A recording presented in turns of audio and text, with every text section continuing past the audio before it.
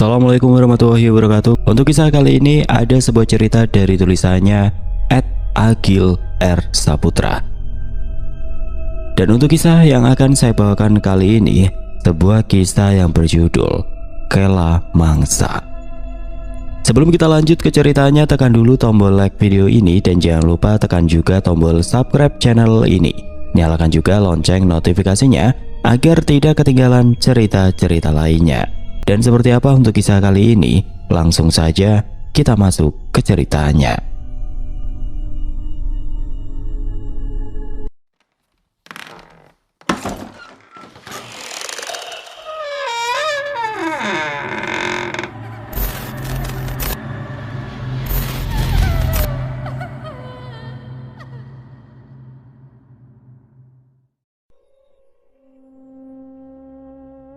Jawa, akhir tahun 1974.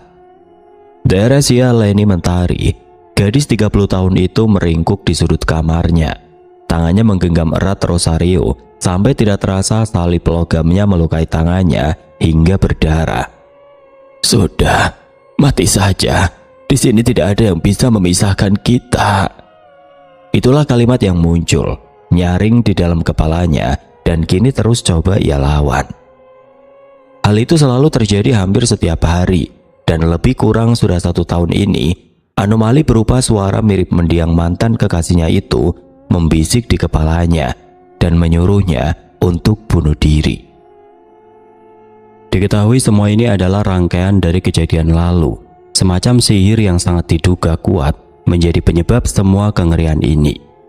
Berawal dari sebuah hubungan yang tidak disetujui antara Deresia Leni Mentari dan pria pujaannya. 5 tahun yang lalu, Jawa, Jumat Legi pertengahan tahun 1970. Leni ingat betul hari itu adalah hari di mana hubungannya Deresia Leni Mentari atau Leni dan kekasihnya Ignatius Bondan Sukeni atau Bondan berakhir. Sebuah percakapan singkat namun dalam antara Leni dan Bondan sore hari di kedai kopi dekat alun-alun kota. "Mas, sepertinya kita memang tidak bisa terus, Mas. Bapak tetap bilang tidak," kata Leni kepada Bondan sore itu. Mendengarnya Bondan hanya bisa menghela nafas. Bab ini memang sudah mereka bicarakan berkali-kali, hanya saja untuk saat ini sepertinya langkah itu memang harus diambil. Sangat berat, tapi mereka saling berpura-pura kuat. "Iya, Nduk, tidak apa-apa. Yang penting kamu baik-baik saja," katanya yang langsung disambut dengan pelukan oleh Leni. Sudah, bapakmu tahu yang terbaik. Dia tahu kalau kamu hidup denganku, kamu, bahkan keluargamu pasti akan berada dalam kesulitan," kata Bondan lagi dengan nada yang bergetar. Dan begitulah kata terakhir dalam perpisahan itu, yang sebenarnya mereka lakukan dengan terpaksa. Ayah Leni tidak bisa menyetujui Bondan karena satu alasan yang pelik. Tidak adil, namun inilah yang terbaik. Hubungan yang sudah berjalan 3 tahun itu tidak bisa direstui sejak ayah Bondan yang merupakan pimpinan daerah partai terlarang di daerah itu ditangkap dan menjadi tahanan politik. Pasca meletusnya peristiwa 65, "Bondan itu anak baik, Bapak tahu. Tapi kalau kamu jadi sama dia, hidupmu akan sulit. Bahkan Bapak dan ibumu ini juga akan berada dalam situasi itu juga. Sudahlah, ikhlaskan ya, Nduk, demi bapak, ibu, dan adikmu," kata ayah Leni saat memberi pengertian kepada anaknya agar meninggalkan Bondan. Waktu pun berlalu. Untuk 1 tahun Leni dan Bondan benar-benar hilang kontak. Bahkan mereka yang kebetulan menjadi jemaat di satu gereja yang sama pun tidak lagi saling bertemu. Mungkin lebih tepatnya Bondan yang tidak pernah lagi berangkat ke gereja. Entah apa yang menjadi alasannya, yang jelas setiap ibadah Leni hanya mendapati ibu Bondan saja. Mungkin bisa dipastikan mereka tengah saling sangat merindukan. Hingga pada suatu hari, sebuah momen terjadi secara tidak sengaja. Waktu itu lepas sekolah minggu, suasana gereja sudah sangat sepi. Leni yang hendak pulang tidak sengaja mendapati ibu Bondan yang tengah berdoa di depan patung Bunda Maria. Mungkin sudah menjadi rahasia umum di antara umat Katolik. Orang yang berdoa di depan patung Bunda Maria pasti tengah berada dalam persoalan yang berat. Hati Leni tersentak pada momen itu. Wajah Bondan segera membayang jelas di pikirannya melihat ibu dari mantan kekasihnya itu tengah bersimpuh. Timbul hasrat bagi Leni untuk menyapanya. Ia kumpulkan dulu keberanian seraya duduk menunggu di kursi barisan belakang. "Kuatkan aku Tuhan, kuatkan aku. Aku hanya ingin tahu kabar Mas Bondan." Batin Leni sekejap memejamkan mata seraya meletakkan kedua tangannya dalam gestur doa. Ibu Bondan selesai berkeluh di depan Bunda Maria bersamaan dengan Leni yang membuka matanya. Hingga tatapan mereka pun bertemu, sempat saling terpaku hingga satu kata terucap dari Ibu Bondan kepada Leni. "Nduk," ucapnya yang segera berurai air mata tidak sampai 5 detik setelahnya. Leni segera berlari kecil menghampiri dan memeluk ibu dari mantan kekasihnya itu. Mereka menangis bersama. Leni tidak henti mengucapkan kata maaf. Maaf dan maaf untuk wanita yang seharusnya menjadi mertuanya itu. "Ora Nduk, kowe ra salah, kamu ndak salah. Dan sebenarnya ndak ada yang bisa disalahkan dalam soal ini Nduk," kata Ibu Bondan dengan suara paraunya. Cukup lama mereka saling menangisi, sampai akhirnya keributan kecil yang menggema di ruangan gereja itu membuat Romo Edi masuk dan bertanya apa yang terjadi. "Wonten napa Bu Berta?" katanya yang membuat dua wanita itu menoleh dan sedikit terkejut. Mendapati satu wanita yang sedang bersama Bu Berta adalah Leni. Romo Edi segera paham apa yang sedang terjadi sebelum mereka menjelaskannya. Mereka pun akhirnya duduk bersama Romo Edi, Bu Berta, Ibu Bondan dan Leni. Kedua wanita itu saling meluapkan bercerita kepada Romo hingga suasana yang mulanya sendu perlahan mulai mencair. "Ibu minta kalian itu tetap berteman Nduk," pinta Bu Berta kepada Leni saat itu yang didukung juga oleh Romo Edi. "Iya nak Leni, dosa kita kalau memutus tali persaudaraan, apalagi kita semua satu gereja. Kali saja dengan itu Mas Bondan mau berangkat ibadah lagi," tambah Romo. "Iya, sejak itu Bondan memang tidak pernah mau pergi ke gereja. Setiap ibu ajak selalu bilang males katanya," timbal Bu Berta lagi. Leni pun tersenyum tipis. Ia mengangguk dengan hati yang kini sedikit berbunga. "Nggih Bu, nanti coba saya kirim surat buat Mas Bondan." Sejak hari itu suasana mulai ada perubahan baik. Terhitung 1 minggu setelah pertemuan itu, Bondan mulai mau kembali berangkat ke gereja dan bertemu dengan Leni, meskipun masih belum berani untuk saling sapa. Hari demi hari berganti, Leni dan Bondan mulai saling berbalas surat. Walaupun itu mereka lakukan secara diam-diam. Tapi bagi Leni maupun Bondan, semua itu sudah cukup menceriakan. Namun ada yang tidak mereka sadari, Leni dan Bondan terbuai dan bahkan kembali menjalin hubungan. Secara diam-diam, mereka juga kerap kali bertemu. Dan inilah sebenarnya awal petaka baru bagi mereka. Ya, petaka. Itu adalah petaka ketika hubungan yang sudah mereka tutupi lebih kurang selama 6 bulan akhirnya tercium oleh ayah Leni. Tanpa memberi kesempatan untuk menjelaskan, ayah Leni melabrak Bondan. Kejadian itu berlaku di sebuah pasar, tepatnya di toko sembako milik Bondan dan ibunya. Caci maki, sumpah serapah keluar dari mulut ayah Leni yang hilang kesabaran. Bondan hanya terdiam saat kemelut di tokonya itu, menahan jengkel dan malu di depan orang banyak. Dan untuk kedua kalinya, hubungan antara Leni dan Bondan berakhir lagi, begitu pula dengan hatinya yang hancur 2 kali. Ada yang lebih pahit lagi. Pasca kemelut di pasar itu, yang mana tetangga sesama pedagang di sana justru menggunjing dan memojokkan Bondan dan ibunya, seolah-olah menimpahkan kesalahan yang tidak bisa dijelaskan itu ke pihak Bondan. Lapak dagangannya mulai mendapat intimidasi. Setiap Bondan dan ibunya hendak membuka toko, selalu ada saja hal tidak menyenangkan, seperti bau kencing dan bahkan beberapa kali ada kotoran manusia yang sengaja dibuang di depan toko. Hingga puncaknya, ada tulisan menggunakan cat merah di depan toko mereka yang bertuliskan kalimat, "Ojo tuku neng kene, nggon wong PKI." Dan sejak saat itu Bondan maupun Bu Berta tidak pernah lagi membuka tokonya.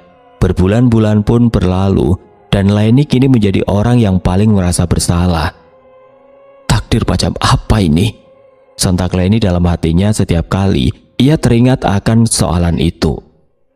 Jengkel, marah dan susah bercampur menjadi satu. Tidak masuk akal, bisa-bisanya keadaan politik negara saat itu berimbas sampai ke hubungan pribadinya. Leni mulai berubah menjadi sangat pendiam. Sempat beberapa kali orang tuanya mengenalkannya kepada beberapa pria, berharap Leni tertarik dan mau dinikahkan. Tapi Leni selalu menolak. Dari sekian pria mapan rupawan yang berkenalan dengannya, tampaknya Mas Bondan masih menjadi yang nomor satu baginya. Hari pun berlalu, bulan pun berganti. Memasuki awal tahun 1974, sebuah surat kabar harian Kedu memuat tajuk berita tentang penemuan orang yang bunuh diri di sebuah kapel atau rumah doa. Koran pagi itu tidak sengaja dibaca oleh Leni yang tertarik melihat judul artikel di halaman utama yang bertuliskan, "Pria sebatang kara nekat gantung diri." Leni baca paragraf itu yang mewartakan seorang pria berusia 32 tahun ditemukan gantung diri di sebuah rumah doa yang letaknya masih dalam satu wilayah kabupaten dari lokasi Leni tinggal. Dalam artikel itu juga menjelaskan kalau ibu dari pria itu baru saja meninggal sebulan yang lalu. Sebenarnya korban tidak benar-benar sebatang kara. Perlu diketahui, korban adalah anak dari Pak mantan ketua DPC PKI wilayah sini yang sekarang masih menjalani proses hukum terkait keterlibatannya dalam kasus 30 September. Sebuah kalimat yang dikutip dari pernyataan pihak kepolisian setempat dan tertulis di artikel koran itu. Leni tersentak. Pikirannya langsung tertuju kepada mantan kekasihnya itu. Ia mencoba bertanya kepada beberapa orang tentang hal itu. Namun kebanyakan dari mereka seperti menutupi dengan mengatakan tidak tahu. Hingga ia memilih untuk pergi ke gereja dan hal itu akhirnya dikonfirmasi oleh Romo Edi. "Benar, Dok. Orang itu adalah Bondan. Kejadiannya 2 hari yang lalu, sebulan sebelum ibunya, Bu Berta, juga sakit dan meninggal," kata Romo yang langsung ditimpal oleh Leni yang bertanya-tanya kenapa tidak ada yang mendengar kabar itu. "Saat meninggalnya Bu Berta, saya sudah berusaha untuk mengurus jenazahnya, tapi saya dicegah sama petinggi-petinggi yayasan dengan alasan yang tidak jelas. Dan kemarin setelah kejadian Bondan di kapel, ada pria berambut cepak yang mendatangi saya dan berkata bahwa pemakamannya sudah ada yang mengurus," jawab Romo Edi dengan wajah penuh penyesalan. "Sudah Landu, sabar, pasrah saja sama Gusti Yesus. Saya tahu apa yang kamu rasakan." Bibir Leni bergetar, kepalanya mengepal. Ada kemarahan yang hampir tumpah. Bersama dengan itu, Suster Maria dan Suster Siska kebetulan lewat, menyapa Leni dan Romo Edi dengan riang. Leni buru-buru menyeka matanya yang berkaca-kaca dan menyapa balik kedua biarawati yang memang cukup akrab dengannya itu. Suster," tanggap Leni yang kemudian disambut dengan pertanyaan dari Suster Maria yang kali ini ditunjukkan kepada Romo Edi. "Apakah Mbak Leni sudah diberitahu, Romo?" kata Suster Maria yang tidak lama kemudian ditimpal oleh Leni sambil mengernyitkan dahinya. "Tahu apa? Bagaimana, Romo?" tanya Leni yang kemudian malah dijawab oleh Romo Edi dengan mengajak Leni untuk mampir ke rumah tinggalnya. "Oh ya, ayo ke rumah, kita ngobrol saja di sana," ucap Romo yang tentu tidak dapat ditolak oleh Leni. Obrolan pun berlanjut di rumah tinggal Romo Edi, tepat di belakang gereja. Turut juga satu orang lagi yang sudah berada di sana terlebih dahulu. Ia Bruder Sutoyo, yang mana beliau adalah seorang biarawan. "Oh, Mbak Leni toh," sambut Bruder Sutoyo sembari melirik ke arah Romo. Suster Siska dan Suster Maria entah mengapa saat itu ia tampak gugup sekali melihat kedatangan Leni. Romo Edi, Leni, Suster Maria, Suster Siska dan Bruder Sutoyo pun akhirnya duduk bersama. Di ruang tamu rumah tinggal Romo itu, Leni yang sudah sangat penasaran pun tanpa basa-basi langsung menagih sesuatu yang katanya ingin dibicarakan dengannya. "Bagaimana? Sebenarnya ada apa toh?" tanya Leni dengan sedikit gusar. "Gini Londo, gimana ya? Mungkin hal ini tidak terlalu penting buat kamu, Romo juga ndak minta kamu untuk langsung percaya, kata Romo. Iya Romo, beritahu saja Romo, ndak apa-apa, tanggap Leni hingga Romo Edi pun memulai penjelasannya dari awal. Ya, ini semua memang tentang keluarga Bondan, mantan kekasih Leni. Semua berawal dari ditangkapnya Pak Markus, ayah Bondan, yang setelahnya mulai ada upaya-upaya janggal dari petinggi yayasan gereja yang tiba-tiba meminta keluarga Pak Markus untuk dikeluarkan dari jemaat gereja ini. Bagi Romo, upaya ini adalah upaya gelap dan berlawanan dengan prinsip-prinsip Romo maupun kawan-kawan gereja. Ditambah lagi Romo tidak pernah berhasil mendapatkan alasan yang kuat untuk mengeluarkan keluarga Pak Markus dari gereja. Satu-satunya alasan dari mereka hanya karena Pak Markus ditangkap karena turut terlibat dalam rentetan peristiwa 65. Saya bisa membusuk di neraka kalau tega mengeluarkan keluarga Pak Markus, kata Romo yang setelah itu kembali berkata bahwa Pak Markus adalah jemaat yang memberi persembahan paling besar, bahkan secara data beliau adalah donatur utama di gereja ini. Saya pikir yayasan seperti orang tidak tahu diri kalau mendepak Pak Markus, sementara sudah bertahun-tahun mereka ikut merasakan manfaat dari sumbangan Pak Markus. Tambah Romo yang mulai emosional. Leni tampak dia menyimak, mengangguk-angguk sambil bertanya dalam hati, sebenarnya apa hubungan ulasan ini harus diberitahukan kepada dirinya. Sedikit demi sedikit Romo pun kembali menjelaskan peristiwa demi peristiwa hingga mencapai kesimpulan bahwa dari ditangkapnya Pak Markus, meninggalnya Bu Berta, dan bunuh dirinya Bondan adalah sebuah rangkaian peristiwa yang saling berhubungan dan seperti sudah dirancang. Nggih Romo, saya juga mengira hal itu saling berhubungan. Ibu dan Mas Bondan tentu dalam tekanan yang dahsyat setelah Pak Markus ditangkap. Semua orang tahu mereka banyak sekali mendapat intimidasi, tanggap Leni yang kali ini disela oleh Bruder Sutoyo. Semua ini adalah bentuk kejahatan, bahkan secara sistematis. Belakangan setelah Pak Markus ditahan, mulai dihembuskan isu-isu miring tentang keluarganya. Dari Bu Berta yang dulu hamil di luar nikah lah, sampai yang paling tidak masuk akal adalah isu bahwa Pak Markus pesugihan. Saya selaku orang yang cukup mengenal beliau, jujur saya tidak terima, kata Bruder Sutoyo. Iya, leres sangat, tanggap Romo Edi yang juga dibenarkan oleh Leni yang pernah mendengar isu-isu itu keluar dari mulut orang tuanya. Nggih, mungkin juga harus saya akui kalau orang tua saya turut andil dalam kemalangan ini, walau mungkin secara tidak secara langsung. Andai saja dulu saya tidak ngeyel kembali kepada Mas Bondan, mungkin semuanya tidak sampai separah ini, ungkap Leni dengan wajah menyesalnya yang kini disangkal oleh Suster Maria.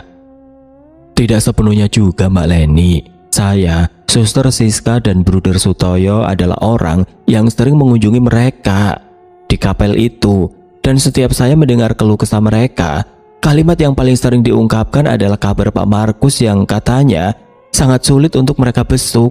Untuk Mas Bondan beberapa kali memang menyebut nama jenengan, namun sebatas bertanya soal kabar saja, kata Suster Maria yang tampaknya tetap tidak merubah wajah sesal seorang Leni.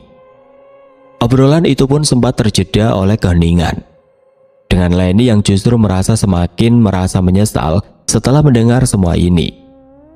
Beberapa saat mereka hanya saling menghela nafas tanpa berkata-kata, hingga kini Suster Siska tiba-tiba memecahnya. Sebentar, kata Suster Siska, seraya beranjak dan meminta izin untuk keluar mengambil sesuatu di kamarnya. Tidak lama kemudian Suster Siska datang membawa seikat amplop-amplop yang mukanya tertulis nama tujuan bertuliskan kata Leniku. Ini Mbak, surat-surat ini sudah seharusnya tersampaikan, kata Suster Siska yang membuat Romo Edi, Bruder Sutoyo, dan Suster Maria bertanya. Apa itu? Tanya mereka serempak. Surat ini dari Mas Bondan, dan sepertinya memang ditunjukkan untuk Mbak Leni. Kemarin malam saya berhasil menyelinap di kamar kapel dan menemukan surat ini. Saya rasa ini adalah surat untuk Mbak Leni yang belum sempat tersampaikan, kata Suster Siska yang seketika membuat Romo dan yang lain agak tersentak.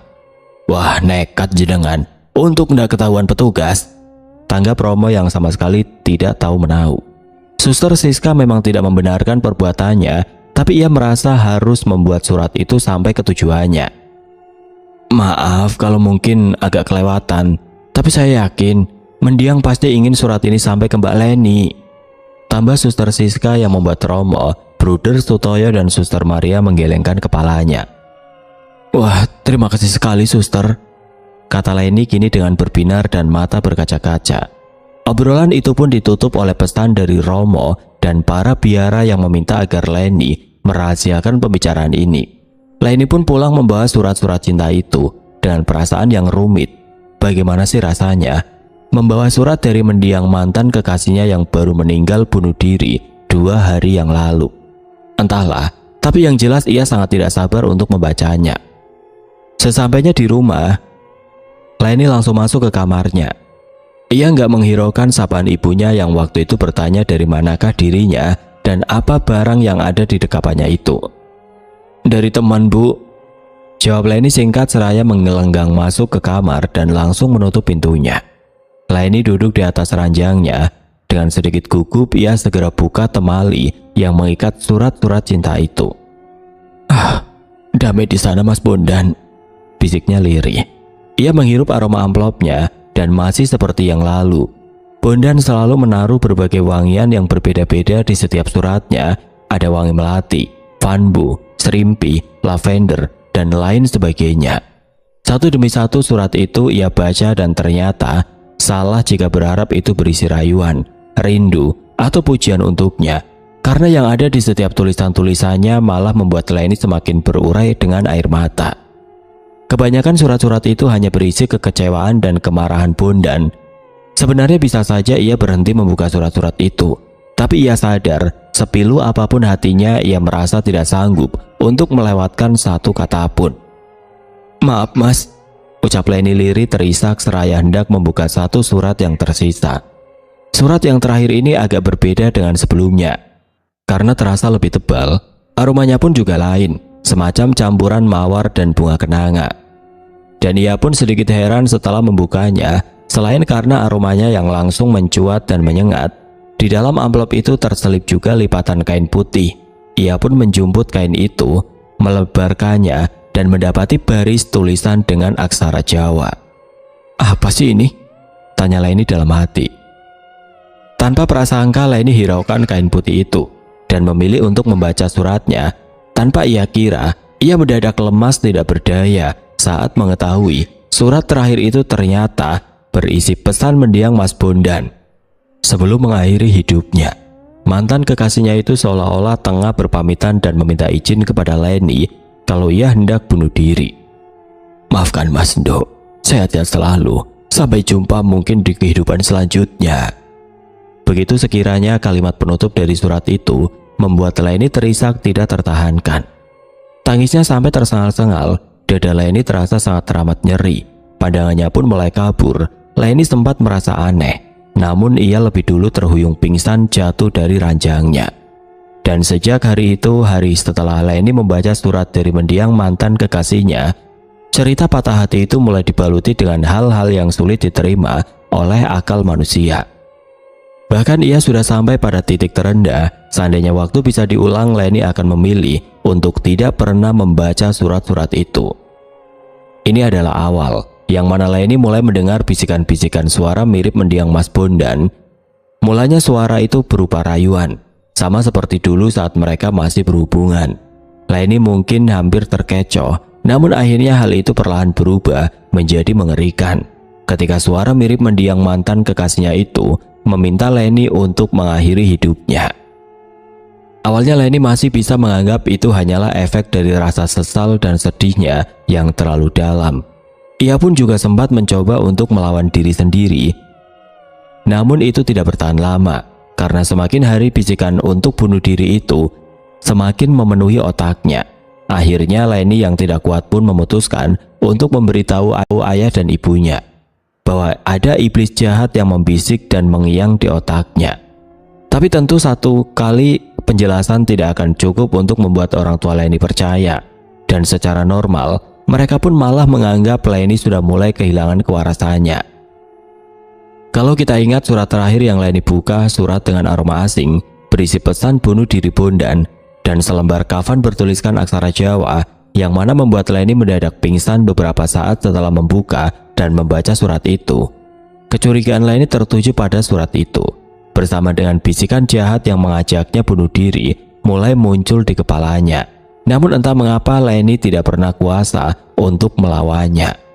Di titik itu Leni pun meminta kalau ia ingin ayah dan ibunya mengundang Romo Edi, namun keinginan itu selalu diabaikan. Orang tua Leni lebih memilih untuk mengkonsultasikannya ke arah medis, yang malah justru membuat keadaan Leni semakin memburuk. Setiap Leni kembali ingin mengundang Romo Edi, entah mengapa ayah dan ibunya selalu menghalangi, membuat Leni mengamuk, dan disinilah ia akan dipaksa untuk meminum obat penenang. Antidepresan memang cukup bekerja untuk menenangkan Leni, namun kita tahu itu hanya bersifat sementara, karena ketika Leni kembali dalam 100% kesadarannya, ia akan kembali meminta Romo Edi untuk menemuinya. Siklus itu terus berulang. Orang tua Leni tetap tidak ingin melibatkan Romo dan Leni kembali mengamuk. Hingga lagi-lagi ia akan dipaksa meminum obat penenang. Secara sekilas Leni memang tampak seperti orang gila, tapi jika benar-benar dicermati, sebenarnya ada jiwa lain yang menguasai tubuh Leni. Leo adalah adik kandung Leni, dan ia satu-satunya orang yang melihat hal itu dengan sudut pandang lain. Leo amati perbedaan ketika kakaknya mengamuk, dan di situ ia menyadari ada seringai dan tatapan yang aneh di sela-selanya. Hal itu pun sempat membuat Leo untuk membantu mengkomunikasikan hal itu kepada ayah ibunya. Tidak ada salahnya jika Romo dan orang gereja dilibatkan. Namun lagi-lagi sama seperti tanggapan yang diterima kakaknya, saran itu selalu ditolak. Hari demi hari pun berlalu, meski Leni masih ditangani rutin dengan cara medis, namun keadaannya justru terlihat semakin parah. Setiap malam ia akan menangis ketika bisikan mirip suara mendiang Mas Bondan itu mulai muncul dan mengajaknya untuk bunuh diri. Sementara itu di gereja, Romo dan para biara mulai menduga-duga, karena sudah berbulan-bulan mereka tidak pernah melihat Leni saat ayah, ibu dan adiknya melakukan ibadah. Beberapa kali Romo sempat mempertanyakan hal itu kepada orang tua Leni, namun dengan berbagai alasan, Romo selalu tidak pernah mendapatkan jawaban yang memuaskan dari mereka. Hingga suatu hari, Leo adik Leni yang merasa iba dengan keadaan kakaknya pun memutuskan untuk memberitahukan ini kepada Romo Edi. Cukup mengejutkan untuk Romo mendapat kabar kalau Leni mengalami depresi, ditambah lagi ketika Leo menceritakan runtutan detailnya yang mengatakan bahwa sejak ambruk di kamar, kakaknya mulai berubah menjadi pribadi yang berbeda. Kebetulan Leo adalah orang yang pertama melihatnya ketika ia masuk ke kamar dan mendapati kakaknya tertelungkup di lantai di antara kertas-kertas surat yang berserakan. Seketika Romo teringat hari itu, hari di mana ia bertemu Leni di gereja bersama para biara, dan ia menduga surat berserak itu adalah surat-surat yang ditemukan oleh Suster Siska di kapel, dan hari itu diberikan kepada Leni. Beberapa kali Mbak Leni itu minta Romo untuk ke rumah loh, tapi tidak tahu bapak sama ibu selalu tidak memperbolehkan. Ini saja saya sengaja matur memberitahu Romo karena sudah sangat kasihan dengan Mbak Leni. Sekarang obat-obat antidepresan dari rumah sakit sudah tidak terlalu berfungsi, Romo, terang Leo dalam pertemuan dengan Romo secara diam-diam itu. Romo Edi pun memberikan sesuatu kepada Leo, sebuah rosario dan selembar sapu tangan yang ia bumbui terlebih dahulu dengan air suci. "Bawa ini, mungkin kamu akan membutuhkan ini," kata Romo seraya memasukkan rosario dan sapu tangan itu ke dalam saku kemeja Leo. Usai pertemuan itu, Romo Edi langsung menginformasikan kepada para biara. Namun hal itu tidak serta-merta membuat mereka bisa segera berkunjung ke rumah Leni, karena sepertinya Romo tidak ingin membuat Leo dicap sebagai pengadu oleh orang tuanya. "Saya tahu betul sifat Pak Heri. Dia akan melakukan apapun demi harga diri keluarganya," terang Romo Edi yang ditambah juga oleh Bruder Sutoyo. "Bener itu Romo. Kita tahu juga toh bagaimana ayah Leni mengakomodir orang-orang di pasar untuk mengintimidasi toko Bu Berta," tambah Bruder Sutoyo saat itu. Sebagai langkah sementara, Romo pun bersiasat untuk melakukan persiapan. Pertama, Romo Edi meminta Suster Siska dan Maria untuk menyelinap di kapel TKP Bondan bunuh diri. Panjenengan cari dengan teliti barang ataupun bukti ganjil di sana. Karena jika dugaan saya ini benar, paling tidak kita bisa mempersiapkannya lebih dini. Pinta Romo yang tidak lama kemudian kembali berkata, jika Leni benar-benar depresi secara medis, tidak ada salahnya untuk kita mengunjunginya. Tapi jika ada kekuatan lain atau sihir di dalamnya, cepat atau lambat kita akan dibutuhkan. Kata Romo yang sebenarnya lebih menduga kuat kalau depresi yang diderita Leni bukan murni secara medis. 2 hari kemudian, malam hari sekitar pukul 10 malam, Suster Maria dan Suster Siska menerobos garis polisi di kapel milik keluarga Pak Markus. Mereka masuk dengan cukup tenang, sementara ada Bruder Sutoyo yang berjaga di luar. Dengan pencahayaan lampu, baterai Suster Siska dan Suster Maria segera menuju ke kamar bagian belakang kapel itu, yang mana ruangan ini adalah TKP Bondan mengakhiri hidupnya. Mereka lompati garis polisi seukuran lutut yang membentang di depan pintu kamar itu. Dan cereng, saat mereka melangkah masuk, seketika aroma ruangan itu membuat tengkuk bergidik. Di sini kemarin saya nemuin surat-surat itu, ujar Suster Siska berbisik seraya membuka laci meja di samping ranjang.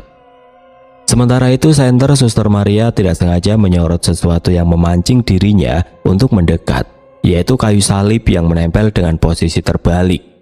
Wah, semoga saja tidak seperti yang saya pikirkan, batin suster yang membetulkan salib itu ke posisi seharusnya. Dan bersamaan dengan itu, suster sepertinya menemukan sesuatu terselip di tengah halaman Bible. Dan sesuatu itu adalah foto wanita dengan wajah yang disilang. Apa ini? Kata Suster Siska yang sontak membuat Suster Maria mendekat. Mereka pun mulai mengamati foto itu, dan meski wajahnya terburamkan oleh sayatan-sayatan menyilang, nyatanya tidak butuh waktu lama bagi mereka untuk mengetahui siapa wanita yang berada di dalam foto itu. Ya, tentunya siapa lagi kalau bukan Leni. Yang mana tebakan itu dikuatkan lagi oleh tulisan di baliknya yang terbaca, untuk Mas Bondan tersayang. Wah, Mbak Leni nih, bisik Suster Maria seraya merebut lembut foto beserta bimbelnya dari tangan Suster Siska. Yang mana bersamaan dengan itu, tanpa sengaja terjatuhlah secari kertas yang sepertinya terselip di halaman lain dari bimbel itu. Hal itu pun langsung disadari oleh mereka yang segera mengambil kertas itu, dan setelah dilihat-lihat terdapat kalimat tidak umum yang tertulis di atasnya. Ditulis dengan tulisan Latin berbahasa Jawa, membentuk sebuah kalimat yang cukup mencurigakan. Nir selamat, tumpang mayit, tindih nyawa, mati, mati. Begitulah kalimat di atas secari kertas itu. Wah, apa ini? Ucap mereka serempak, dan beberapa detik setelah itu tiba-tiba, dar, pintu yang tiba-tiba terbanting sendiri. Suster Maria dan Suster Siska spontan saling memeluk. Untuk beberapa detik ruangan itu pun bergetar bagai didera angin kencang. Krak, serak. Kayu salib yang tadi sempat Suster Maria betulkan kini pun terlihat oleh mata kepala mereka berdua kembali terbalik seperti semula, hingga tidak lama kemudian badai ribut pun tiba-tiba reda. Ayo, sepertinya sudah cukup, ajak Suster Maria yang kemudian menyeret Suster Siska untuk keluar dari ruangan itu. Ayo pulang, ayo cepat, kata Bruder Sutoyo setelah melihat para biarawati itu keluar dari kapel, dan mereka pun bergegas pulang. Sudah kuduga, pasti ada yang tidak beres, kata Bruder Sutoyo setelah berjalan cukup jauh dari kapel. Yang mana tidak lama kemudian ia pun berujar bahwa tadi ketika ia menunggu Suster Maria dan Suster Siska di luar, Bruder Sutoyo melihat sesosok wanita berbaju hitam yang berdiri di atas genteng kapel itu. Sosok wanita itu mendesis, seperti mengucap doa atau mantra dengan suara membisik dan irama yang cepat. Sampai akhirnya sosok itu tiba-tiba melesat terbang bersamaan dengan keluarnya Suster Siska dan Suster Maria dari dalam kapel. Apa yang panjenengan temukan, Bayu? Tanya Bruder Sutoyo kepada kedua biarawati itu saat dalam perjalanan pulang. Ini mas, sambut Suster Maria seraya menunjukkan foto Bible, foto Leni dan secari kertas dengan kalimat yang mencurigakan itu. Kita langsung menemui Romo saja, tanggap Bruder Sutoyo setelah sejenak mengamati temuan itu. Tampaknya intuisi Romo Edi benar, bahwa sepertinya memang ada ketidakwajaran yang bisa jadi berhubungan dengan apa yang sedang terjadi pada Leni. Romo terlihat pakem mencermati secari kertas yang berisi kalimat mencurigakan itu.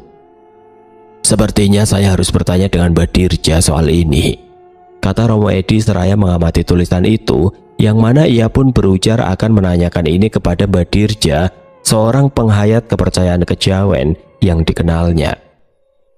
"Kalau kita ke kapel di terang hari, bisa jadi mungkin kita akan mendapatkan temuan yang lebih dari ini, Romo," salah Suster Maria. "Betul juga ya, tapi bagaimana?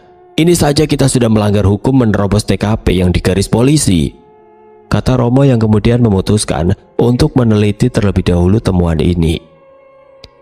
Malam itu di antara mereka, Suster Siska adalah orang paling tampak gelisah.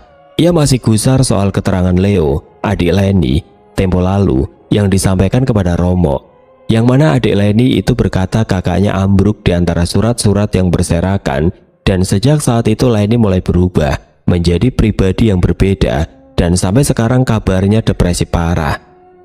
Suster Siska berasumsi sendiri bahwa karena surat-surat itulah Leni menjadi semakin tertekan dan mulai kehilangan kewarasannya. Rasa itu sudah ia pendam sejak kemarin, dan sekarang ia memutuskan untuk mengutarakannya kepada Romo dan teman biaranya. "Sebenarnya di sisi lain saya akan cukup lega kalau depresinya Mbak Leni disebabkan oleh gangguan ilmu gelap. Tapi di sisi lain saya juga sedikit dihantui, karena itu terjadi setelah saya memberikan surat-surat yang, maaf, saya curi di kapal Pak Markus," ungkap Suster Siska malam itu, yang mana ia pun langsung ditenangkan oleh Romo. "Sudah Bayu, tidak usah dipikir.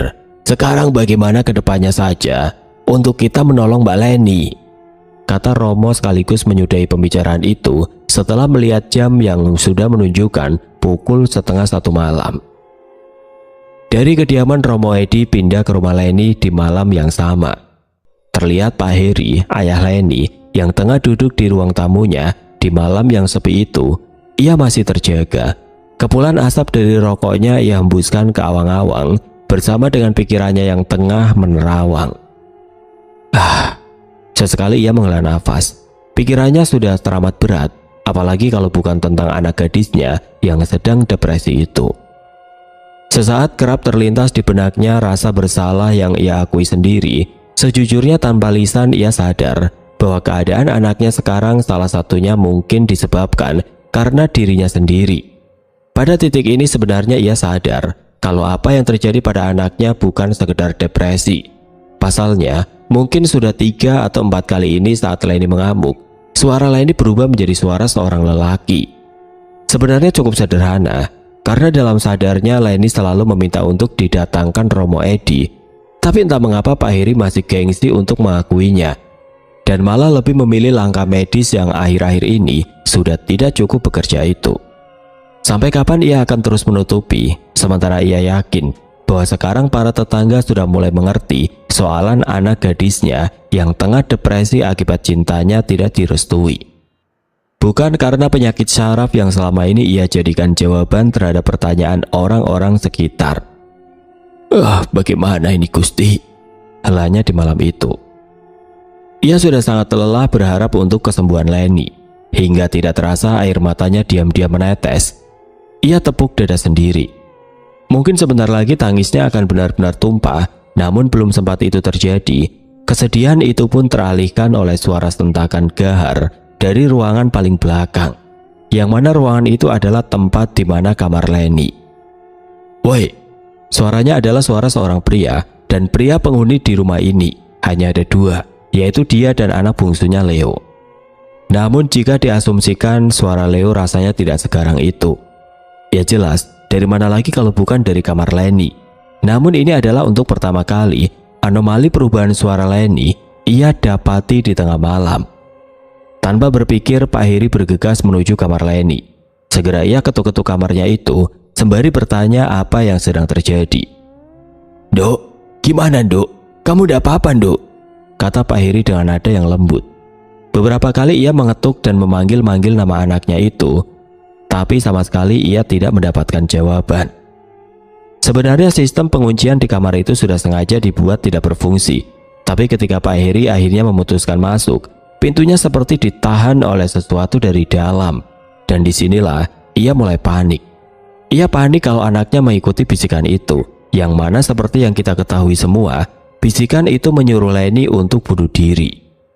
Sebenarnya hal itu sudah diantisipasi, di mana di dalam kamar Leni barang-barang yang bisa membantu ajakan bunuh diri sudah sengaja dihilangkan, seperti halnya kursi, pakaian sampai tirai pun tidak ada.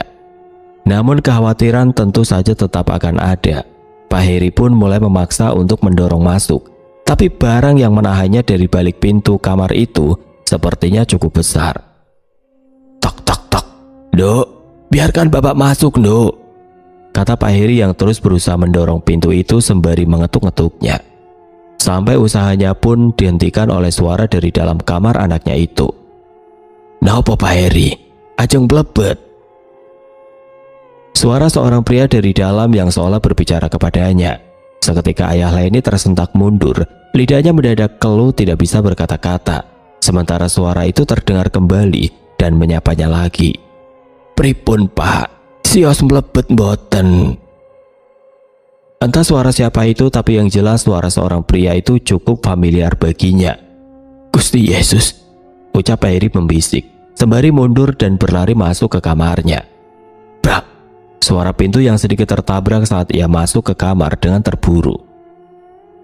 "Kenapa sih Pak?" gerutu sang istri yang dibuat terbangun oleh suara itu. "Ndak apa-apa Bune, ndak apa-apa," jawab Pak Heri dengan terbata-bata dan langsung menyembunyikan seluruh tubuhnya dengan selimut. Buati, istri Pak Heri, tampak menghela nafasnya dan setelah itu dia berkata, "Kenapa? Leni ya Pak? Sudah berkali-kali saya bilang dari kemarin, kita ini harus beritahukan Romo Edi," kata ibunda Leni itu yang ternyata belakangan ini sudah berkali-kali menyuruh suaminya untuk meminta tolong ke gereja. "Nggak perlu malu Pak, nggak perlu gengsi, yang penting anak kita bisa sembuh," tambah sang istri. Bu, lihat saja besok," kata Pak Heri dari balik selimutnya. Singkat cerita, keesokan harinya Pak Heri mengalami demam tinggi. Kantong matanya terlihat menghitam. Tampaknya ia tidak bisa terlelap dari semalam. "Dek, tolong periksa kamar Mbak Yumu itu. Kalau perlu minta bantuan tetangga, dobrak saja. Soalnya tadi malam bapak tidak bisa masuk. Sepertinya diganjal lemari dari dalam. Dan nanti juga jangan lupa, pulang sekolah mampir ke gereja, minta Romo Edi untuk kemari," kata Pak Heri kepada si bungsu Leo pagi itu sebelum ia berangkat sekolah. Leo bergegas menuju kamar kakaknya. Tapi nyatanya tidak seperti yang dikatakan oleh ayahnya, karena Leo justru bisa masuk begitu saja dengan mudah. "Loh, bisa gini kok?" kata Leo seraya masuk dan melihat kakaknya yang masih tertidur pulas. "Ganjel lemari gimana? Dikotong 3 orang saja belum tentu kuat," batin Leo lagi, yang mendapati lemari kayu jati di kamar kakaknya itu tidak bergeser sedikit pun dan masih berada di tempat biasanya. "Akhirnya bapak mau juga. Sabar ya Mbak, nanti Romo saya ajak ke sini," batin Leo lagi seraya memandang ibah wajah kakaknya yang masih tertidur nyenyak itu. Seketika ia juga teringat dengan rosario pemberian Romo, dan entah dorongan dari mana yang jelas tiba-tiba terlintas di pikirannya untuk memberikan itu kepada kakaknya. Leo keluar sekejap untuk mengambil rosario itu dan langsung menaruhnya di genggaman tangan sang kakak. "Kuat-kuat Mbak," ucap Leo yang setelah itu bergegas keluar lagi untuk berpamitan dengan ayah dan ibunya. "Itu Pak, kamar Mbak sudah bisa dibuka. Saya tak berangkat sekolah dulu ya," kata Leo seraya mencium tangan sang ayah dan sang ibu yang kebetulan juga sedang duduk di samping ayahnya yang sedang merebah.